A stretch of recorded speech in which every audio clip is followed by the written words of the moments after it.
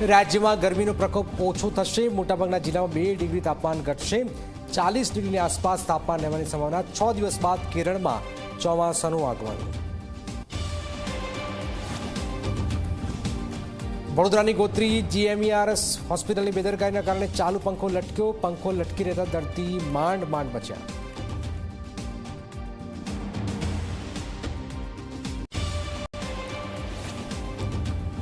प्रधानमंत्री Narendra Modi इटलीना प्रवासे PM Meloni साथे करी मुलाकात। रूममां पीएम मोदीए आपी विशेष भेट। भारतथी लई गयेली मेलोडी चॉकलेट्स फरी गिफ्ट आपी। गिफ्टमां मेलोनीए मान्यो पीएम मोदीनो आभार। Prime Minister Modi brought us a gift, a very good toffee. Melody.